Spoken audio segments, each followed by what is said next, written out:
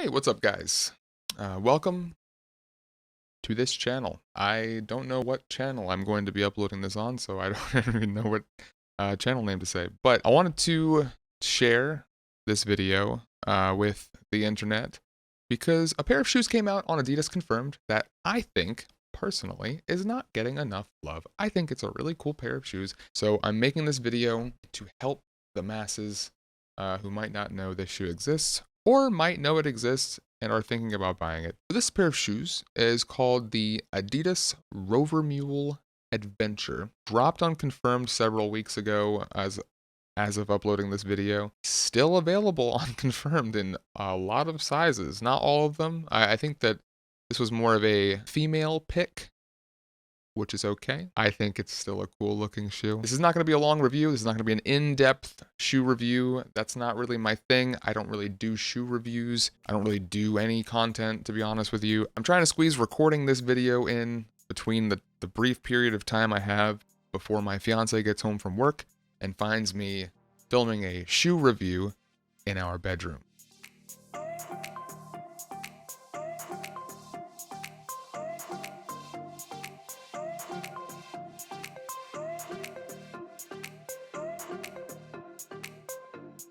So, let's jump right in. Standard unboxing experience, same blue as every other Adidas product.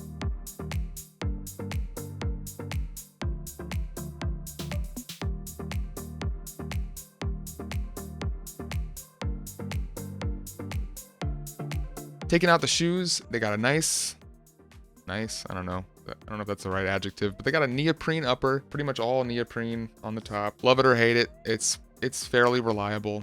Probably wouldn't get them wet unless you want wet socks, but it's, decent material. It doesn't feel cheap by any means. On the toe box, you got this suede sort of material going on. Not really sure why they opted for that. There's no more suede on the rest of the shoe at all, so interesting choice there for sure. And the sides of the shoe, where you got your three stripes, they're sort of like the three stripes over this sort of netted look there. And when I saw the pictures online, it just looked kind of black, like the rest of the shoe, in the black version at least. But it's actually like a pearlescent sort of, you can kind of see it, yeah, on video there, like where it's, kind of turning like purplish green, sort of. I don't know. It's interesting. I think it's kind of a cool little splash of color in an otherwise all black shoe. The tread on the bottom is interesting too. This is part of Adidas's new design language of like human expeditions to Mars is the inspiration or something like that. I don't know, whatever the hell it is. I think it looks cool. A lot of people call it a Minecraft sort of look. Doesn't really look Minecrafty to me, but it's interesting for sure. It looks pixely, I will say that. When I took the shoes out of the box, I noticed they were actually not as heavy as I thought they were going to be. They look really heavy, but they're really not that heavy. I would actually say they're lighter than my Air Force Ones, but they're a little bit bigger too. So surprising. I don't know how they're able to keep it so lightweight, or at least seemingly lightweight to me.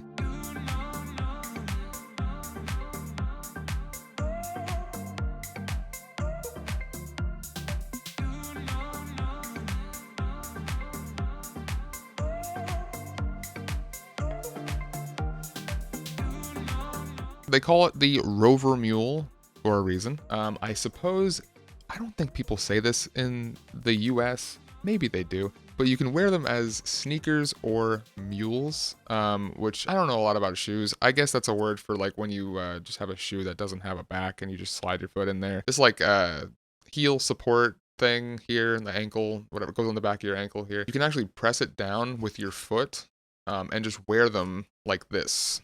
And just kind of slide your foot in there and your foot kind of rests right here on the top there. In my opinion, I guess we can transition this into the comfort section of the video. Not the most comfortable way to wear the shoe, although when you have the heel part up like normal, fairly comfortable. The shoe it has a very big footprint. The heel of this shoe sticks out like a mile. I don't really know why they decided to do that. To be honest with you, that's probably one of the reasons I liked the shoe so much, because it had this wacky silhouette to it. It takes some getting used to. You definitely feel it when you're walking around.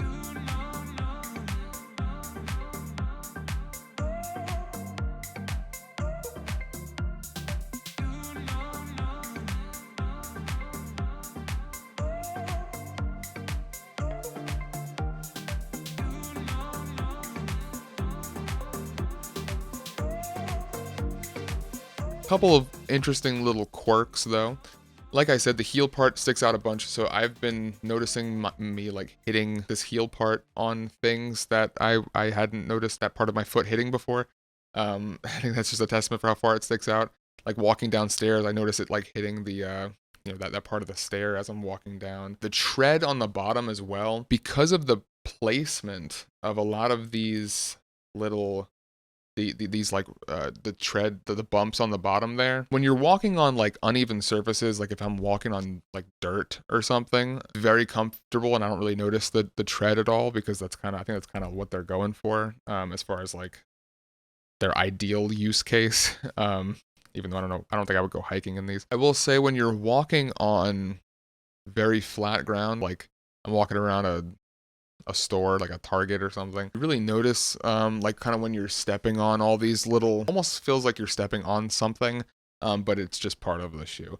It's not something I notice to a significant degree, but it is something that I don't notice on ladder shoes. But I guess it's just something, I don't really walk around in hiking shoes, so I feel like you could probably say the same thing about a pair of like trail running sneakers or something.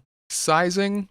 So this shoe only comes in standard full size UK sizes. I think that is what they're based on. That translates to half sizes in the US. So I'm actually a true to size, just solid 9. I sized up for these. I'm very glad that I did. I think that an 8.5 for me would have been too small. That being said, I do wish they were just a tiny bit more snug. I think a 9 would have been perfect, but they didn't come out with full American sizes, so I'm pretty satisfied with the 9.5. It's not uncomfortable by any means. I don't notice a significant amount of heel slippage or anything like that. So in my opinion, if you're a true size, or if you're a true full size, I would go a half size up as opposed to a half size down. And if you are a half size, then I would just stick to your true size. I think it'll fit pretty good if you do that. At the time of recording this, there are still a lot of sizes available in both the black colorway here,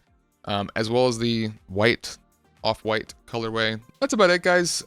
If you enjoyed the video, let me know. I might make some more videos.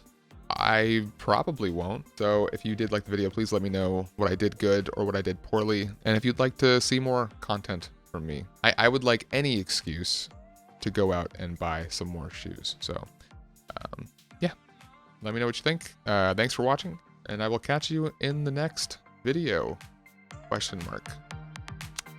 Goodbye, everyone.